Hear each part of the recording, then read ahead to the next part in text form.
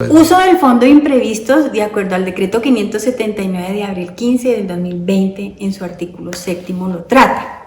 Normalmente el decreto establece el periodo de transición donde se debe ejecutar este uso del Fondo de Imprevistos y es del 15 de abril al 30 de junio. O sea, debemos aprovechar este periodo de tiempo. ¿Quiénes están facultados para el uso del Fondo de Imprevistos? Antes de este decreto, recuerde que el único que autorizaba el uso del Fondo de Imprevistos era la Asamblea General de Copropietarios. Ahora, a través de este decreto ley legislativo, establece que el administrador puede hacer uso del Fondo de Imprevistos y en las copropiedades que existe un Consejo de Administración bajo la aprobación de este Consejo de Administración. Donde no existe consejo de administración, este decreto faculta al administrador para que utilice el 50% del fondo de imprevistos y cuando necesite más de este 50% ya tiene que convocar a una asamblea. Bueno, vamos a revisar algunas cosas que también han generado un poco de polémica.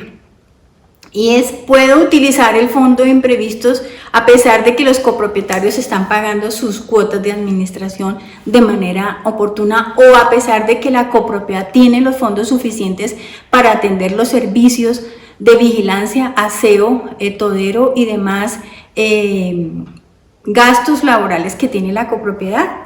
No, la norma dice aquí, establece que cuando hayan visto afectado su recaudo. Sabemos que las copropiedades siempre han visto afectados sus recaudos y sus recaudos en algunas copropiedades es del 80%, del 70%, algunas más críticas del 60%, pero en esta época de pandemia pues se va a revisar ese porcentaje.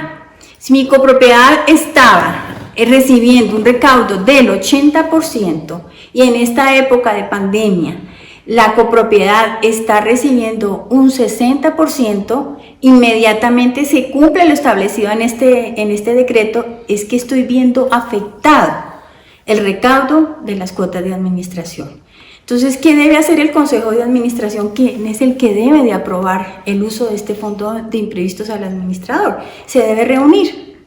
Sabemos que no estamos, algunos consejos de administración no están dispuestos, a pesar de que pueden reunirse de manera presencial si son menos de 10 personas, guardando las distancias establecidas por norma, y igual tomando todas las medidas de seguridad y de protección que deben hacer, pero muchos consejeros han dicho no queremos asistir a ninguna reunión presencial, pero si hay algunos valientes que cumplen toda esta normatividad, bien lo pueden hacer, reunirse previa a los informes del contador, donde les va a mostrar el saldo de cartera, les va a mostrar su comportamiento, les va a mostrar los saldos de bancos, les va a mostrar el saldo de las cuentas por pagar que tienen, y asimismo estos mismos informes van a estar validados o dictaminados por su revisor fiscal que debe tener cada una de las copropiedades.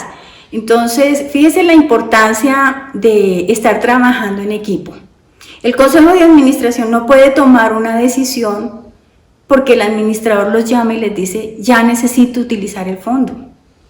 El Consejo de Administración debe hacer una reunión convocada por el presidente del Consejo o por su administradora con todos los formalismos que tiene una reunión presencial de Consejo de Administración, con un orden del día, donde se envían unos informes previos para su estudio de análisis. Si la reunión la hacen de manera virtual, pues invitan a su contador, invitan a su revisor fiscal y a todos los miembros, administrador, para que discutan la situación económica de la copropiedad. Y si dentro de esta discusión y los resultados financieros evidencian que ha habido una afectación del recaudo del disponible de la copropiedad, inmediatamente pueden ordenar el uso del fondo de imprevistos, dejarlo en un acta escrita. Esa acta, como establece la ley, debe estar firmada por el presidente y secretario, pero recomiendo que en este sentido, en este momento que es crítico y por transparencia y legalidad de todo, ojalá todos los miembros de consejo así hagan una reunión virtual, firmen de manera escrita el acta donde aprobaron el uso de este fondo. Ahora, luego de que se cumplan todos estos requisitos legales, pues el administrador entrará a hacer uso del mismo y igual, como establece la ley, debe rendirle informes en la primera asamblea que suceda, pero antes de esto debe rendirles informe al revisor fiscal. Entonces, el administrador dice que debe comprobarle con documentación cierta al revisor fiscal que la utilización de este fondo de imprevistos, como lo establece este decreto, ha sido para el pago del servicio de vigilancia, para el pago del servicio de aseo, para el pago de todos los contratos del personal que son afines la prestación de su servicio a la copropiedad. Entonces, el revisor fiscal validará todos los documentos soportes que han sido previamente digitados, acumulados por su contador y certificados por el contador. Recuerden que los estados financieros y toda la información contable debe ser certificada por el administrador y por el contador para allegársela al revisor fiscal y poder establecer un informe, un dictamen de que este uso del fondo de imprevistos cumple toda la legalidad documentaria suficiente para poder hacer el uso de acuerdo a la aprobación del Consejo de Administración. También el decreto establece que en las copropiedades mixtas, como son los centros comerciales, en caso que se necesite la utilización del fondo de imprevistos para el tema sanitario o el tema de COVID, están autorizados también para el uso del fondo de imprevistos en esta materia. O sea, el Consejo de Administración evaluará la utilización en caso de que un centro comercial tenga que invertir, además de la vigilancia y el aseo, como un gasto extra que no está dentro del presupuesto, porque dentro del presupuesto no está establecido la compra de geles antibacteriales o de tapabocas o de máscaras, etcétera, todas las medidas sanitarias que se necesitan para combatir la epidemia. Entonces, es un gasto extraordinario que no se encuentra dentro del presupuesto y este decreto lo menciona y faculta al Consejo de Administración y al administrador para poder hacer uso del mismo. Contablemente, algunos colegas me han preguntado ¿cómo hacemos uso del fondo de imprevistos? ¿Con reposición o con agotamiento?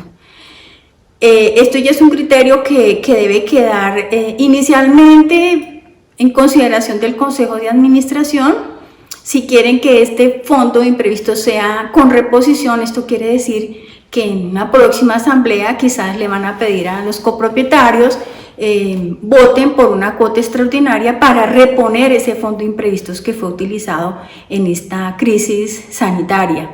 Entonces, si ese es el caso, entonces el fondo de imprevistos no se llevaría este gasto al gasto de resultados, sino se llevaría como una cuenta por cobrar a los copropietarios. Sin embargo, esta decisión debe ser puesta a consideración para ser ratificada por la asamblea.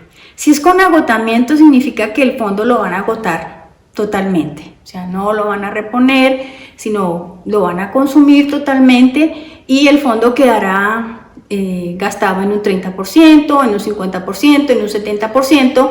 El Consejo de Administración determinará en qué cantidad puede agotar el fondo de imprevistos.